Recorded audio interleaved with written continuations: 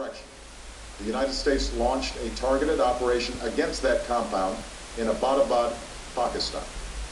A small team of Americans carried out the operation with extraordinary courage and capability. No Americans were harmed. They took care to avoid civilian casualties.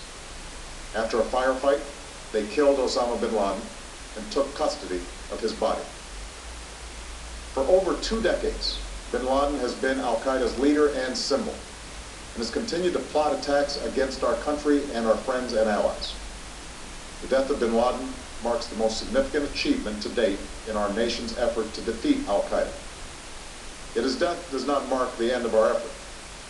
There's no doubt that al-Qaeda will continue to pursue attacks against us.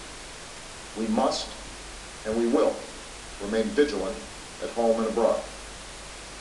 As we do, we must also reaffirm that the United States is not and never will be at war with Islam.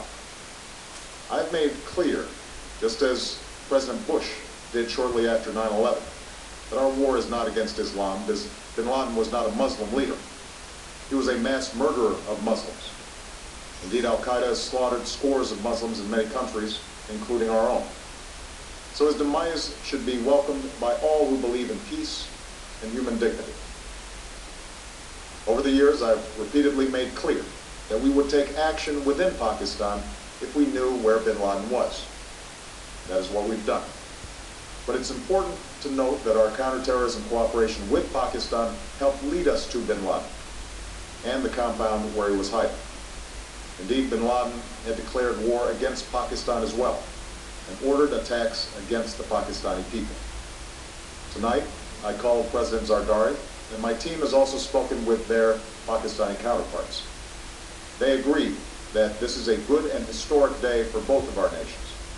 And going forward, it is essential that Pakistan continue to join us in the fight against al-Qaeda and its affiliates. The American people did not choose this fight. It came to our shores and started with the senseless slaughter of our citizens. After nearly 10 years of service, struggle, and sacrifice, we know well the costs of war. These efforts weigh on me every time I, as Commander-in-Chief, have to sign a letter to a family that has lost a loved one, or look into the eyes of a service member who's been gravely wounded. So Americans understand the costs of war. Yet, as a country, we will never tolerate our security being threatened, nor stand idly by when our people have been killed. We will be relentless in defense of our citizens and our friends and allies. We will be true to the values that make us who we are. And on nights like this one, we can say to those families who have lost loved ones to al-Qaeda's terror, justice has been done.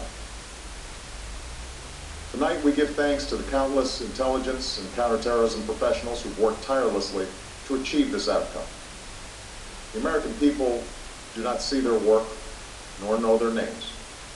But tonight they feel the satisfaction of their work and the result of their pursuit of justice. We give thanks for the men who carried out this operation, for they exemplify the professionalism, patriotism, and unparalleled courage of those who serve our country. And they are part of the generation that has borne the heaviest share of the burden since that September day. Finally, let me say to the families who lost loved ones on 9/11 that we have never forgotten your loss, nor wavered in our commitment to see that we do whatever it takes to prevent another attack on our shores. And tonight, let us think back to the sense of unity that prevailed on 9/11. I know that it has at times frayed, yet today's achievement is a testament to the greatness of our country and the determination of the American people. The cause of securing our country is not complete, but tonight we are once again reminded that America can do whatever we set our mind to. That is the story of our history. Whether it's the pursuit of prosperity for our people, or the struggle for equality for all our citizens, our commitment to stand up for our values abroad, and our sacrifices to make the world a safer place. Let us remember that we can do these things not just because of wealth or power, but because of who we are. one nation, under God, indivisible, with liberty and justice for all. Thank you. May God bless you. And may God bless the United States of America.